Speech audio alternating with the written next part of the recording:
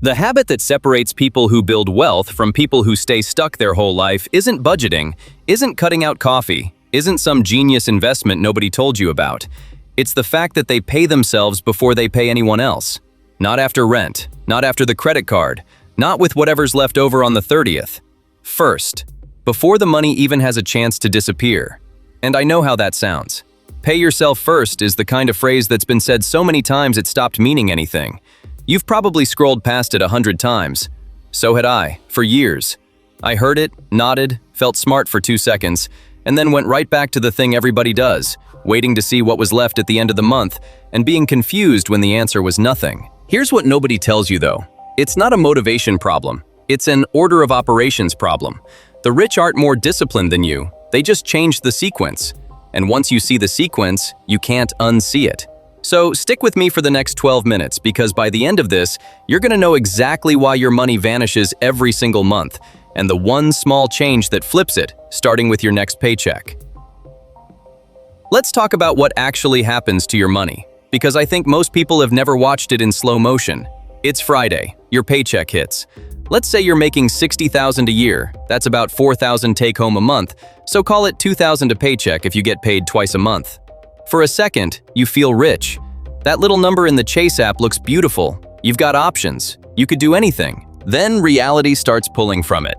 Rent comes out, there goes $1,100. Car payment, $350. Phone, insurance, the streaming stuff you forgot you're paying for. Groceries, gas, the DoorDash from Wednesday night when you were too tired to cook. And by the time you actually think about saving, you open the app, you look at the balance, and it's $140 with 6 days till the next paycheck. So you tell yourself the same thing you told yourself last month. I'll save next time. Next paycheck's gonna be different. It's never different. And that's not because you're bad with money. It's because you're saving with leftovers, and leftovers is a system designed to leave you nothing. Here's the part that actually matters. The reason save whatever's left never works is that there's a real thing happening in your brain, and it's not laziness. Your money expands to fill whatever space it's given. Economists have a nerdy name for it, but you already know it from your own life. When you had a roommate and split rent, you somehow still ran out of money. Then you got the raise, moved into your own place, and somehow you're still running out of money. The number went up.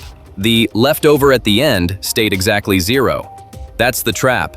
As long as saving is the last thing that happens, it's competing against every want you have in real time, and wants always win in the moment, every single time. Because a savings account is quiet, and a burrito bowl is right there. So the fix isn't trying harder to resist the burrito. Willpower's a terrible plan, I promise you. The fix is removing the competition entirely. You take the savings out first, before your brain even knows it existed, and then you let everything else fight over what's left. Same paycheck, reversed order, completely different life. Real quick, before I show you exactly how to set this up, if this is already landing, if you're sitting there going, yeah, that's literally me every month, do me a favor and subscribe. This whole channel is for people who are smart enough to make good money, but never had anyone actually sit down and show them the system for keeping it. That's it. That's the whole thing. No guru nonsense, no grind harder, just the stuff that works. Okay, back to it. So here's how you actually do this, and I want you to notice how boring it is, because the boring is the point. You open your banking app tonight. You set up an automatic transfer that moves money from your checking to a separate savings account the day after your paycheck lands. Not the same day, the day after, so it clears. And here's the key. You start stupidly small. I'm not gonna tell you to save 20% right away because you won't, and then you'll feel like a failure and quit. That's how everyone quits. Start with $50 a paycheck, 100 if that doesn't scare you. The number almost doesn't matter yet. What matters is that it happens automatically, before you touch it, every single time, without you making a decision. Because the second it requires a decision, you'll lose. Not because you're weak, because everybody loses that decision. That's the whole reason the rich automated it. Now here's where it gets good, and this is the part people miss. Where you put that money matters almost as much as the fact that you're saving it. Because if you move it into the same bank as your checking, same Chase, same Wells Fargo, you can see it. And if you can see it, you can transfer it back in about 4 taps at 11 at night when you really, really want those concert tickets. Ask me how I know. I used to keep my savings in the same account, 1 tap away, and I treated it like a checking account with a fancy name. It never grew. Because the second something came up, and something always comes up, I rated it and told myself I'd put it back. I never put it back. Nobody puts it back. So put it somewhere with a little friction. Open a separate high-yield savings account at a place like Ally or Marcus or Capital One 360, different from your main bank. Takes about 10 minutes on your phone. And the bonus is, those accounts are paying real interest right now, somewhere around 4% annual yield, while your big traditional bank is paying you basically nothing. Your money in checking is losing to inflation. That same money in a high-yield account is at least fighting back. Let me hit you with the number that changed how I think about this. Because when I actually did the math, it kind of made me sick. $50 a paycheck, twice a month. That's $100 a month. Feels like nothing, right? Feels almost too small to bother with. But that's $1,200 a year. In 3 years, that's $3,600, plus the interest, without you thinking about it once after the first setup. Now bump it. When you get comfortable, and you will, push it to $100 a paycheck. That's $2,400 a year. 5 years in, you're sitting on $12,000, $13,000. And here's the thing that gets me. That's not from making more money. That's not a second job. That's the exact same paycheck you already get. You just stopped letting it evaporate first. The person who feels broke and the person quietly building an emergency fund are very often making the identical salary. The only difference between them is the order. One saves first, one saves last. That's it. That's the whole silent habit. It's not sexy and it's not a secret, but almost nobody actually does it. And I want to be real about something, because I don't want this to sound like it's easy and you're just dumb for not doing it. It's not that. The system is genuinely set up to work against you here. Every app on your phone is engineered to make spending frictionless and saving invisible. Apple Pay means you never feel the money leave. One click on Amazon at 2 in the morning means the burrito bowl part of your brain gets what it wants before the responsible part even wakes up. Venmo makes splitting dinner feel free even though you just spent $40. None of that is an accident. Somebody in a very nice office designed it that way. So if you felt like you're bad with money your whole life, you're not fighting your own laziness. You're fighting $100 billion of engineering built to separate you from your paycheck as smoothly as possible. Of course you lose. You were never given a fair fight. Paying yourself first is how you get one thing on your side of the board. It's the one automation working for you instead of against you. It runs at the exact same moment all that spending machinery is trying to reach into your account, and it gets there first. Okay, let me answer the objection you're already having, because I can hear it. I don't have $50 a paycheck to spare. My money's already all spoken for. I hear you, and sometimes that's genuinely true. Sometimes rent's eating half your income and there's just no room. And if that's you, this is a different conversation about income, not saving, and I'm not going to pretend otherwise. But for most people, most of the time, it's not that there's no room. It's that the room fills up before you ever claimed any of it. Here's the test. Look at your last 30 days of spending. Just open the app and scroll. I'd bet money there's $100, $200 in there you can't even remember. The DoorDash you forgot about. The subscribe and save that keeps shipping stuff you don't use. That free trial from March that quietly became $14.99 a month. The math ain't mathing because half of it is leaking out of holes you can't even see. You're not going to find $50 by depriving yourself. You're going to find it by claiming it first, before the leaks get to it. That's the flip. You don't cut your way to it, you just get there before everyone else does. Now let's talk about the version of this that trips people up the most, the irregular income crowd. Freelancers, gig workers, people who don't get a clean paycheck every 2 weeks. If you drive for Uber, or you're doing design work, or you're on Upwork, or you've got a side thing on Depop that's actually going somewhere, the pay yourself first advice feels impossible. Because how do you automate saving when December brings in $3,000 and February brings in $800? I get it. The standard advice completely ignores you, which is annoying because there are more of you every year. So here's the version that works for irregular income. You don't save a fixed dollar amount, you save a fixed percentage, and you do it manually the moment money comes in. Every time a client pays you, every time a deposit hits, before you do anything else, you move a set percent straight into that separate account. 10% if things are tight, 20% if it's a good month. The trigger isn't the calendar, the trigger is the deposit. Money comes in, you immediately skim off the top. Same as the guy with the steady paycheck. You're just doing it by hand because your income doesn't run on a schedule. Same habit, same order. You still pay yourself first. You just define first by the deposit instead of the date. Hey, if this is the video where it's finally clicking, where you're actually seeing the mechanism instead of just hearing "save money" for the thousandth time, hit the like button real quick. It genuinely helps this reach somebody else who's stuck in the exact same loop. And honestly, if somebody came to mind while I was talking, you know the one, the friend who makes good money and is always somehow broke, send this to them. You don't even have to say anything.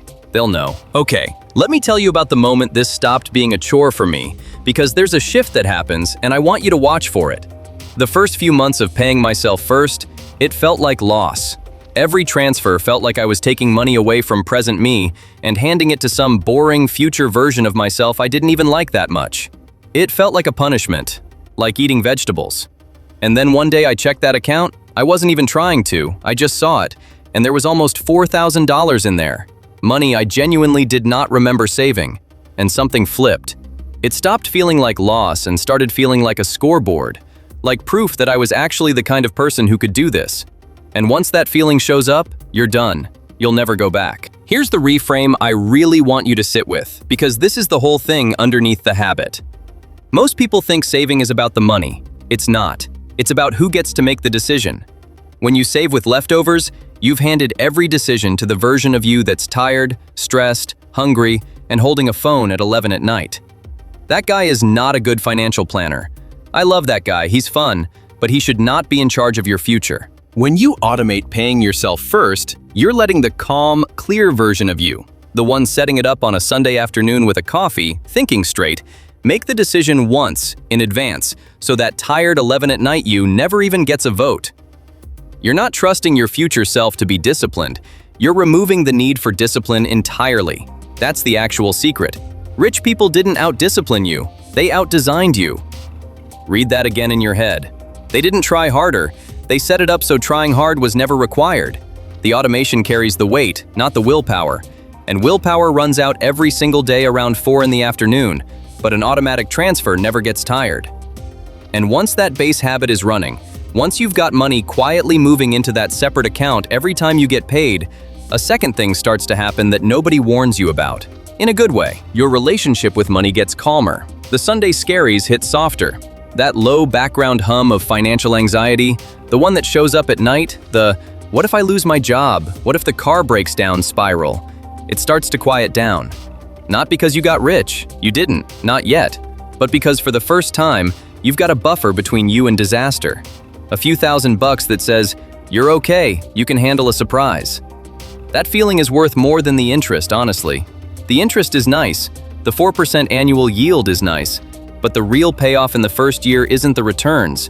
It's that you stop white-knuckling through every unexpected bill. A $400 car repair goes from a crisis that ruins your week to a mild annoyance you handle and forget. That's the thing the "just budget better" crowd never mentions. This isn't only about ending up rich someday. It's about how you feel on a random Tuesday, right now, this year, knowing you've got something behind you. So let me pull it all together, real simple, so you actually walk away with something you can do tonight, and not just a nice feeling that fades by tomorrow. 1. Open a separate high-yield savings account at a bank that's not your main bank. Ally, Marcus, Capital One 360, any of them. 10 minutes on your phone. Do it tonight, not this weekend, because this weekend is where good intentions go to die. 2. Set up an automatic transfer for the day after your next paycheck lands. Start small, $50, even $25. Small enough that you won't feel it and won't be tempted to cancel it. If you're on irregular income, skip the automation and commit to skimming 10% off the top every single time a deposit hits, by hand, immediately. 3. Leave it alone. Don't check it obsessively, don't touch it, and in about 90 days, go look. You'll have a number in there you don't remember building. That number is you becoming a different kind of person with money. Then, and only then, bump the amount up. Let it grow with you. That's the silent habit. Not budgeting apps, not clipping coupons, not some crypto play your cousin won't shut up about. Just this. You pay yourself before you pay the world, and you make it automatic so you never have to be strong about it. The gap between the person who builds wealth and the person who stays stuck their whole life is almost never about how much they make. I've watched people making 40 grand outsave people making 6 figures, and the only difference was the order they did things in. The high earner saved last and had nothing. The regular earner saved first and quietly got ahead. Same country, same prices, same everything, different sequence. So, the version of you a year from now, checking that account and seeing a real number in there, that person starts with one transfer you set up tonight. Not next paycheck. Not when things calm down, because things never calm down. Tonight. If this clicked for you, go watch the one I did on the leaks, the sneaky subscriptions and auto charges quietly draining a couple $100 a month out of your account. It pairs perfectly with this because it frees up the exact money you're going to start paying yourself with. And do me a favor, drop a comment and tell me, what's the one subscription or auto charge you completely forgot you were paying until right now while I was talking? I read these, and I promise you're not the only one. I'll see you in the next one.